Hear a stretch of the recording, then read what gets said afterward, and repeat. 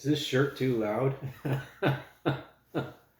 I don't think so. This is actually one of my favorites. It's from Shanghai, actually.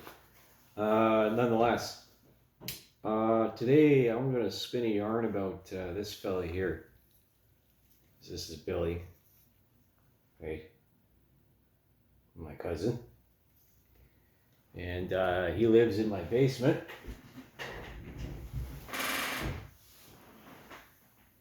Right here. It's all that remains of Billy the Kid. And he would love this video series. He would. You know, he would love History of Propaganda. He would laugh so much, you know, because him being a delinquent and a shit disturber, having intimate knowledge of multiple police departments in Oshawa, Toronto, and here in London, naturally. So we're going to skip the details because, you know, no names, no dates, no witnesses, right? Someone once said that to me. That's the way Special Forces operates. Nonetheless, not to scare anybody, but, you know, sociopaths make the best soldiers because on the battlefield, they got to find a way to survive, not only survive, but to you know, exploit the enemy and find weaknesses. Doesn't mean it's enjoyable, right? Because what's the difference? Is a sociopath is made, and a psychopath is born, right? Because a psychopath has, or actually, well, a psychopath can be made via head injury, as previously mentioned in other videos. But considering, you know, what's the road? What's the road to being a criminal? You know, I myself a few choices away from becoming one, a violent one perhaps, or something worse. But I didn't, and here I am. Right. This is why, you know, criminology is so interesting, and how psychology and group psychology, especially amongst well, dominance hierarchies, gangs, and so on and so forth, are so infinitely interesting to men and women, because women love dangerous men, but you know, only to the capacity that they don't hurt hurt women. Right? As soon as a man hurts a woman, then he's pretty much a write-off in my book. I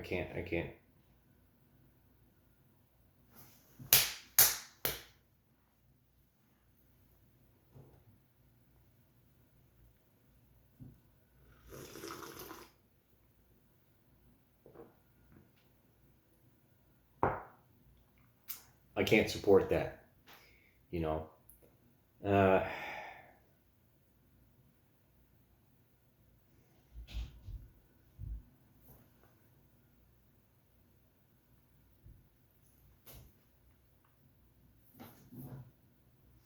I'm just thinking about this thing that topically, um, this incident that was just in the news around the ponds yesterday that I didn't know about. You know, obviously running into the police officers doing a search, and you know, unfortunately, the ponds. You know, now that I mention it, and because, you know, obviously Paradise Lost, you know, the overturned ground by that tree, that you know, the degradation of society and of public trust is just showing the signs of a downfall, right, from grace. And you know, Billy, he actually was he worked a camera for a short period of time in Oshawa for Rogers, the with the community television, hockey games and stuff like that, and he really enjoyed it. And I know I don't remember exact details about that branch of the family, because that would be my grandfather's brother, right, on my dad's side. And Billy was, as I said, shit disturber, and I called him Cornflake, because he was a chronic masturbator. Obviously the Kellogg's connection here to London. Uh, but more than that, it's just like his nickname came about because of he put cornflakes in his grandfather's lawnmower in the gas tank, and he was hyperactive. And the thing is that with extremely intelligent people, is that they don't conform to the mold, right? They don't conform. I never conformed to the molds. I was always, subjected to mistreatment by my peers because, I was the outlier. And, at school, being from elsewhere, right? I'm this kid from Barrie, comes into London. Like in the middle of the 90s, and we came here first in the early 90s when my mother's father was having heart issues, and he was treated here at I think it was the University Hospital, not the University Hospital, um, Victoria Hospital, yeah, the one, or St. Joe's, yeah, close to the university there. And obviously because London has such a huge healthcare sector, and the Veterans Hospital, that's Parkwood, that's in there by the barracks, well, the old barracks, and the mess hall and whatnot, the radar museum where they tested radar on the ponds.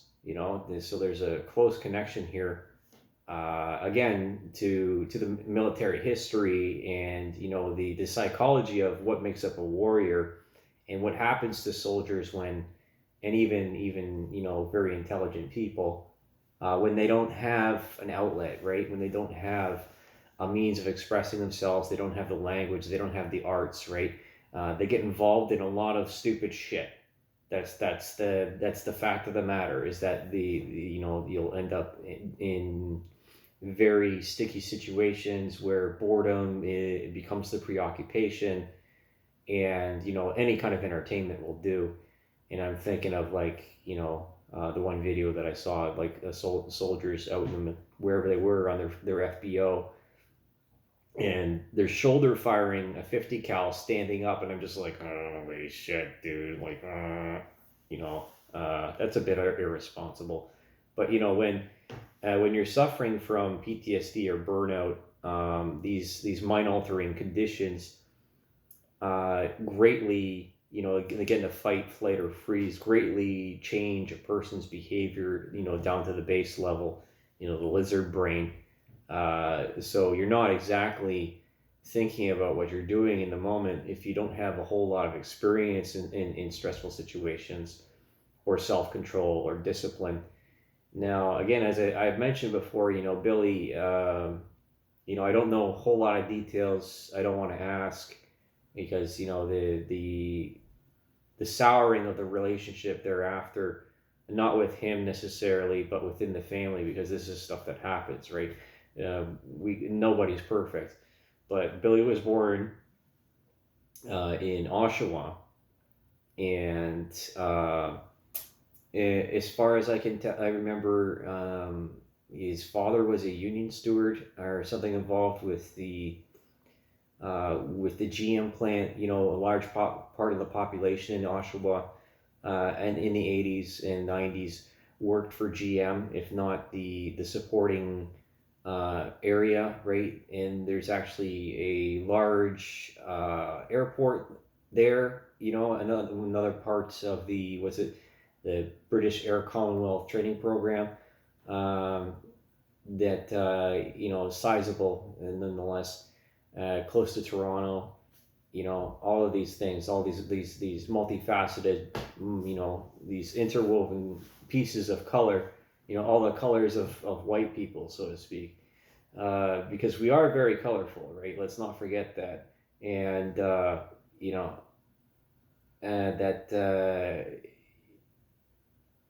let's see, that's not what defines us, but it definitely, like everybody else, it's who we are. Violence is part of who we are as humanity, or the threat of violence, because without it, there is no respect, right? Without death, there is no life, there is no cycle, and so on and so forth. That doesn't mean I encourage anything or that I want people to commit violent acts. That doesn't mean I'm going to, especially considering the context of yesterday, which makes me angry. And I'm learning as to the context as to why. Yeah. Billy, like I said, he loved his women, right? And all the steel men were very high status, right? I have another cousin that's a teacher, or was a teacher. He was on the football team for the University of Toronto in the 70s. I have his sons, his three sons. One's in the military, has a military wife. Another one was a computer nerd. Well, two of them are actually computer nerds. Another one is a doctor through marriage. Another one is another computer nerd. Very well off people, very successful. And one of them, the doctor actually works here. I don't see him very often. He's very busy. We don't talk very much. We haven't really talked since Billy passed, to be honest with you. And that's that. Sometimes you just live different lives.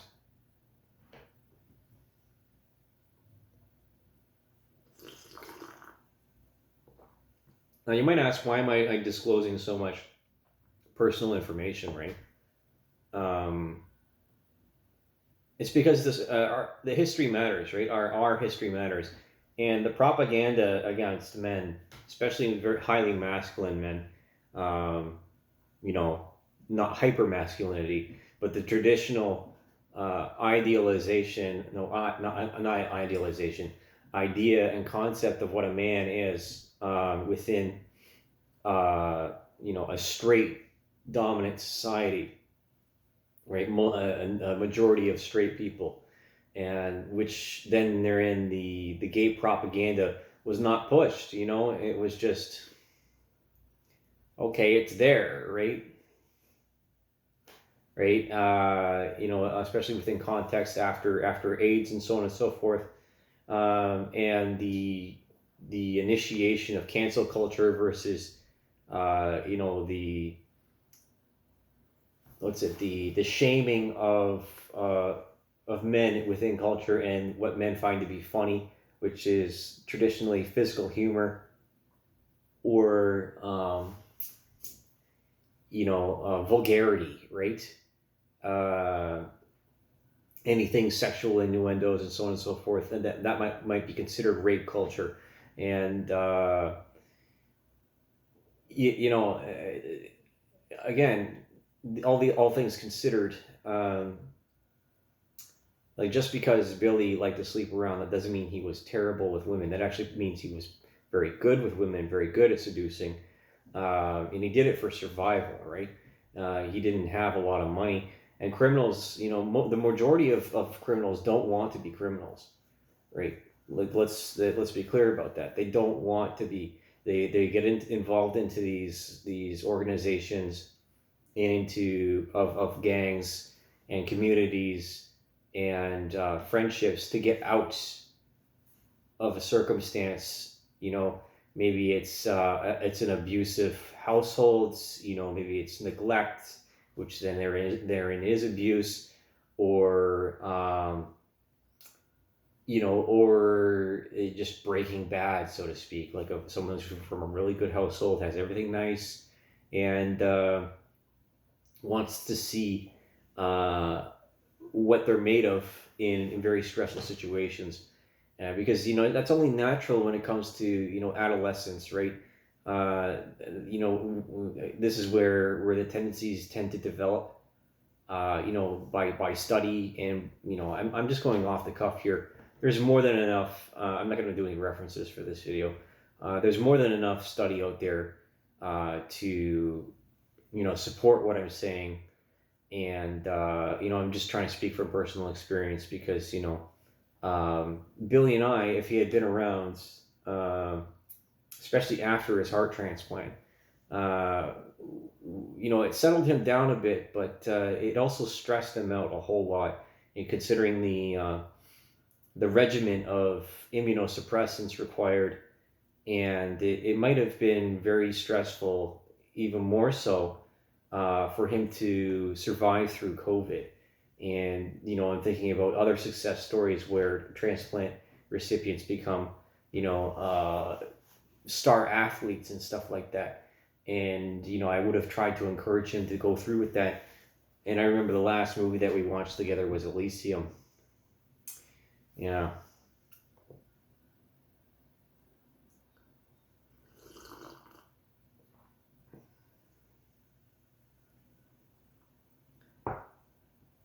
These stories are not unique at all.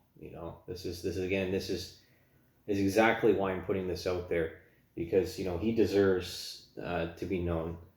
He was well loved by a lot of people. He loved to make people laugh, because obviously people that have been through serious amounts of trauma and a serious amount of hurts are just trying to find the best things in life.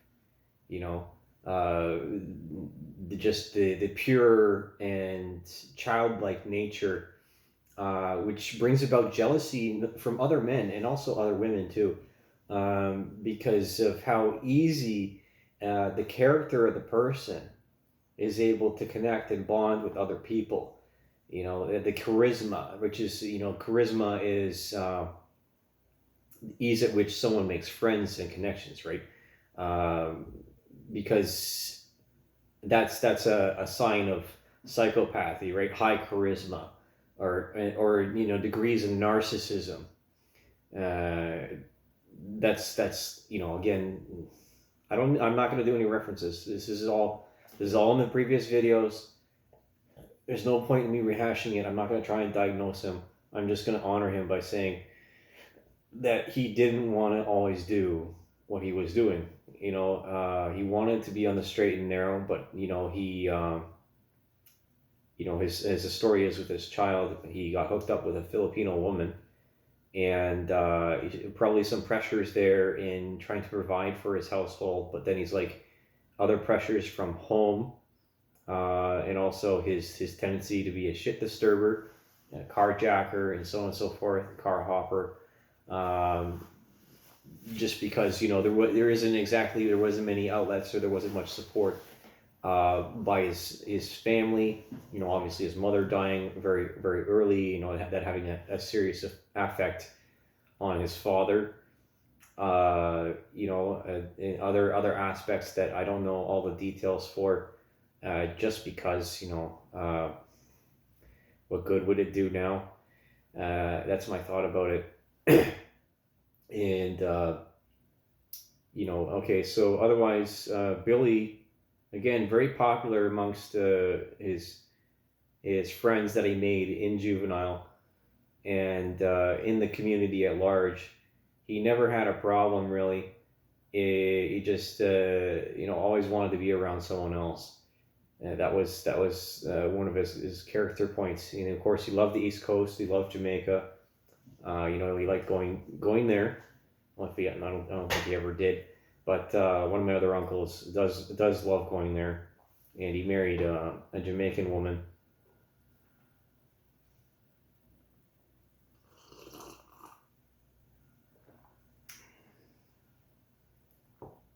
So if we want to talk about hard lives, and like be on the wrong side of the tracks, and the what inspires criminals, right? And it's the Robin Hood thing that I'm thinking about. That to some of them, it becomes a duty to their communities at large. This is the narco thing, right? That they can do better by doing dirty deeds, right? Dirty deeds done dirt cheap, so that they can bring back profits and prosperity to their households and to their communities. And sometimes you have in those cases you have to do do things that you don't like doing, right? This is life, right? But we live in a criminal society. That's the end of it. There's just a fine line between what is prosecutable, right, or what is chargeable, and what isn't, and what lies beneath. And it's only through relationships that these things, fall through the cracks, right? It's very easy. It used to be, actually, let's say, it used to be a lot easier to get away with murder. Uh, considering the pre-internet days, and a lot harder to investigate, a lot harder to observe and report about these things. And I think about that makes me think about serial killers and stuff like that. That which I don't want to really get into, because again, these things are what destabilize society, right? It's only through law enforcement. It's only through the agreement of the police and peace officers, right, or the military, that we continue to have sovereignty, if not a means of, or at least an illusion of control over the chaos and the entropy, because we're monkeys, right? We're highly sexual, and we're always trying to prove to each other that we're the most fertile, most virile, the strongest, and the most dependable, most durable, so on and so forth, right? Not just to impress upon other people, but also upon ourselves, that we're something. That's my thoughts on that. Nothing new really to be said about it, but that's what I have to say. This is why we make weapons of war, right? Is to, if you want to get into the woman's perception, which is, okay, so men are just, oversized children. My dick is better than your dick. My dick is better than your dick. My dick is bigger than your dick. My dick is bigger than your dick.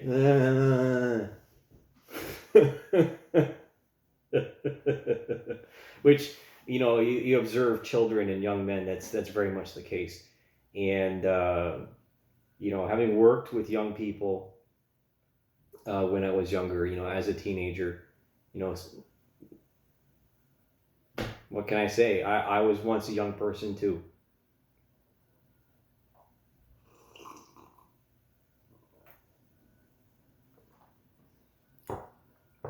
Now, did I mention this?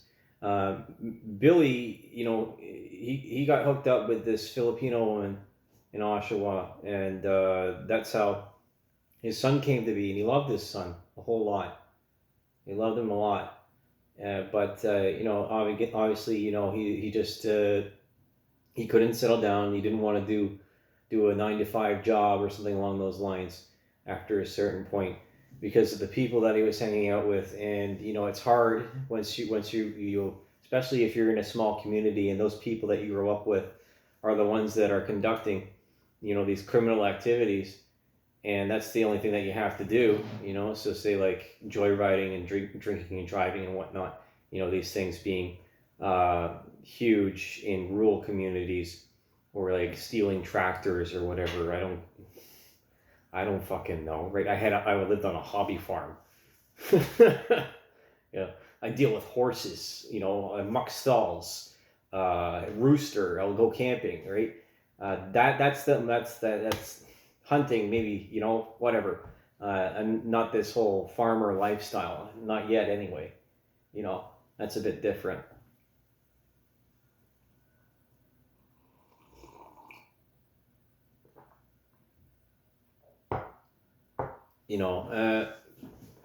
So like,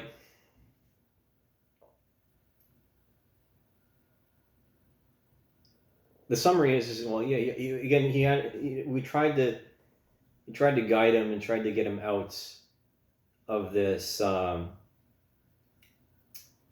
this distribution business and smuggling and rates, because at some point he showed me that he had a shotgun. He had illegally obtained a shotgun, and it concerned me. I'm like, why would you need that? You know, and it actually, in my memory, it looked like a police shotgun. Again, don't ask me how he got that.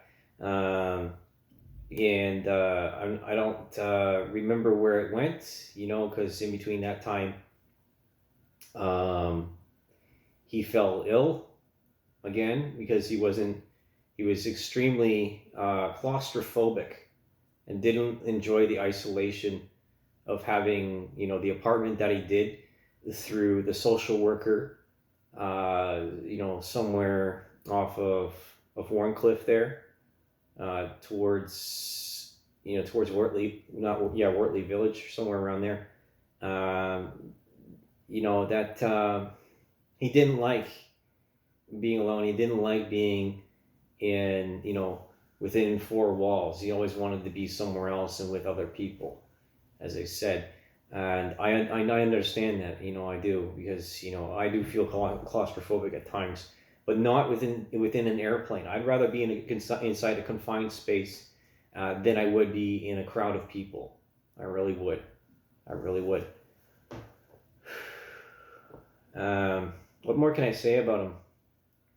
He was a brother that I didn't know I had. And we had some escapades. We went trips to different places. I didn't need to know anything else, that's that. He, obviously was conflicted, and he felt guilty after a while about having someone else's heart and having another chance at life. And it was very hard for him because he just didn't want to live anymore, right? Because he didn't have access to his son, and his wife or his ex-girlfriend wouldn't talk to him in a diplomatic manner.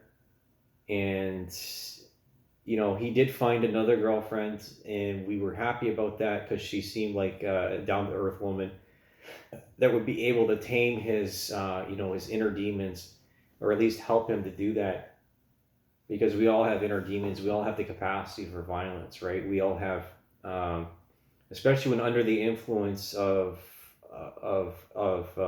narcotics or alcohol or nicotine, even caffeine, right? Caffeine is a psychoactive substance. It's a stimulant.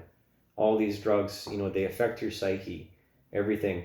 It makes me think about cat or the betel nut, right? The Filipino thing or Southeast Asian thing. It's a stimulant. Or Ibogaine, stuff like that. All of these things that are used and abused throughout all of humanity, so as to give ourselves a temporary release from consciousness, because intelligence can be a great burden, and especially when confronted with the nature of society and how little we control, or how little of an illusion or a barrier is between us and absolute chaos. 3 meals, 3 days away from absolute chaos. That's the gist of it, right? Because we can all end up homeless and murderous at that point, which is happening right now because of the differentiation and of income strata. Where you have super rich people and super poor people, and there's the evisceration of the middle class, right? The dark side of capitalism. And you have someone that has all the property, and then you have all these people that don't have access to this property because the price is too high, right? Because someone up here wants to continually make a profit because their corporation is psychotic, right? And they become indifferent to the plights of these people after a certain amount of time, because once you're up at that position, people are always asking for something from you. And what can I say? I'm experiencing the same thing right now because I don't want to work for people that don't appreciate me. I don't, and I don't have any support right now. And frankly, I'm on the fringes of society because of choices that I've made, and I've tried to do my very best, as by my example, um, to just live a decent life. But there's things out there that we don't control, and then therein lies the propaganda of everything's fine, everything's great. Just stick your head back in the sand and don't worry about it. Let's keep it there. I think you understand where this is going. You know, it's very unfortunate. And Billy's life is a tragedy. It really is. Uh, because he would have been right here. He would have loved this shit. He would love burning people. It would have been the greatest joy of his life for all the information that he knew on other people. And that's that. You know, rest in peace, Billy the Kid.